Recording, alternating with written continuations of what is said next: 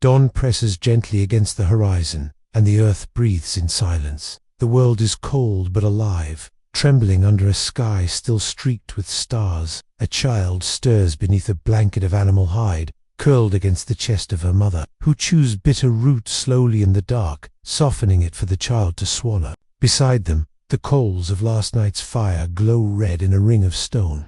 Smoke threads upward into the stillness. A man returns from the river's edge. His feet are numb, wet from icy shallows. Spread across Africa, Europe, and Asia, they braved climates ranging from sun-scorched savanna to glacial tundra. Their world was not static. Ice sheets advanced and retreated. Herds migrated.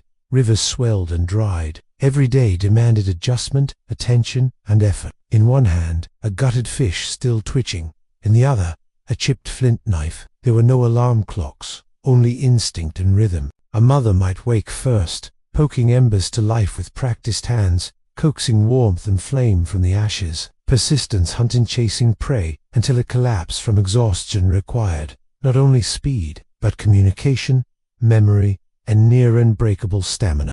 Their bodies were lean, yes, but not gym-toned. They were carved by function, not vanity. Endurance athletes by necessity. Every tendon mattered. Children stirred slowly, drawn to the light. His body is lean, wiry scarred by hunts, weathered by years. Stories were shared at day's end, around the fire. Not entertainment but instruction, warnings, memories, humor. These tales bound them together, gave shape to the world beyond sight. Flint was struck into blades, bones carved into awls and fish. Among hunter-gatherers studied in modern times, such as the Hadza or Kung, mutual respect not dominance defines the relationship between sexes. Survival demanded it. Babies were breastfed long into toddlerhood, held close during sleep and labor. And the elderly? They were not discarded, they were archives of knowledge. They remembered how to treat snakebite, when to migrate, how to make tools whose secrets had faded. The loss of an elder was the loss of a library. Tanned hides were stitched into clothing, shelters repaired with sinew and fiber. These acts weren't chores, they were survival honed to craftsmanship. Some ventured out with spears tipped in stone or bone, others with baskets for gathering roots, berries, eggs. Even in these earliest hours, their senses were lit like fire, eyes scanning for danger, ears tuned to the rustle of brush, the crunch of hooves. But his eyes are sharp, and they soften as he looks down at the girl who watches him from the shadows, wide-eyed and silent. She is learning, always learning. Each plant was known, each season's rhythm remembered. Gathering was no less skilled than hunting it, what to avoid, what heals, what poisons. There is no rush in this world, but there is rhythm, in the breath, in the work, in the firelight dancing against stone. They worked near each other, often in silence, but not alone. Elders taught without teaching, just by doing. Children watched, then mimicked, then helped. Their learning was embodied. They grew not just in knowledge, but in purpose. This was the Upper Paleolithic age, marked not just by survival, but by the flowering of human expression and cooperation. These people did not vanish into the past, they became us. And though they lived without cities or screens or clocks, they carried something we may have lost. A strength that was not only in the body but in the heart. Their communities were bonded by trust, responsibility, and memory. Every step they took was carved into the soil of becoming. In this harsh and beautiful world, strength was never isolated. It was family, foresight, and endurance. Roughly 50,000 years ago, our ancestors roamed the earth, not as savages, but as deeply attuned, physically formidable, emotionally intelligent human beings. These were Homo sapiens, our species zags, well as close cousins like Neanderthals and Denisovans. And yet, they endured, not through cruelty or conquest, but through cooperation. The archaeological record tells us that these people were not brutish. Their tools were sophisticated.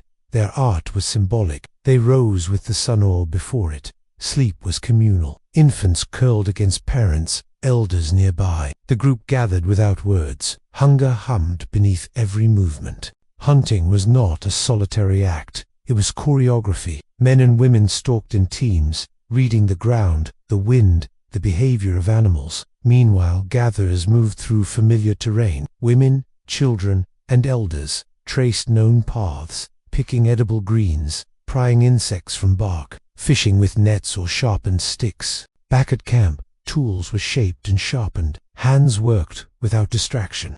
But beneath all this practicality flowed something deeper, human connection. Language was not yet written, but it danced on their tongues. Gender roles were real but flexible. While women typically bore more of the gathering and childrearing, and men often led the hunt, both contributed to food, defense, and craft. Children were not liabilities. They were treasured, trained, protected, not coddled, but included. Their cries were signals, their questions expected. Babies were breastfed long into toddlerhood, held close during sleep and labor. And the elderly? They were not discarded. They were archives of knowledge. They remembered how to treat snakebite, when to migrate, how to make tools whose secrets had faded. The loss of an elder was the loss of a library. Evenings were sacred. Firelight flickered across stone and skin, casting stories into motion. It was here they remembered who they were. Deep inside caves, far from daylight, humans left their fingerprints in ochre and ash. Bison, lions, mammoths, and handprints bloom across stone walls in places like Lascaux. But they knew love. They knew fear. They asked questions with their hands, their pigments, their fire. They were not mystics. They were human, aching, wondering, remembering. These were not doodles. They were acts of reverence, memory, a way to speak beyond time. Layers of hide and fur, sinew-threaded seams, even shoes, leather wrapped around feet, stuffed with grass for insulation. Not crude, but tailored, designed with intention, to walk, run, hunt, sleep, and survive. In colder climates, they took shelter in caves, naturally insulated, dry, defensible, smoke holes cut for ventilation, stones arranged for warmth. In forests, bark and mud. In tundra, ice blocks and snow. In every case, adaptation, nothing wasted, nothing left to rot. They built not monuments, but memory, a missed opportunity, hunger. But this speed was never frenzy, it was presence. Those who learned, lived. Those who resisted, did not. Others built domes from mammoth bones, thatched roofs from branches and grass, tents from hide. They felt rage, fear, jealousy. They fought, made mistakes. But their lives enforced a kind of moral gravity. You could not hide behind wealth, or systems, or screens. We confuse comfort with fulfillment. We fill silence with noise. We chase speed, then wonder why we feel lost. We just forget to tend it. Your choices echoed. Your character mattered. Nomadic, they moved with the seasons, following herds, fleeing drought, seeking abundance. To forgive, to gather, to move with the seasons, to teach by doing, to sit by the fire and say nothing. Meals were shared communally, portions decided, not by wealth, but need. They sat close, ate slow, listened. The fire was more than heat. It was protection, memory, boundary. Around it, they laughed, grieved, healed. It was here they became more than animals. Flutes carved from vulture bones, drums from stretched hide, because their bodies were used fully, daily, naturally. They didn't lift weights, they lifted life, depended on one another. There was no room for sustained cruelty, no space for ego games. Cooperation was survival, and so was care. Some graves show signs of tenderness.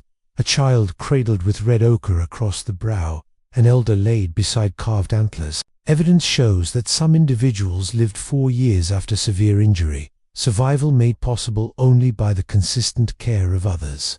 These people were not disposable. They were held. This wasn't superstition. It was meaning.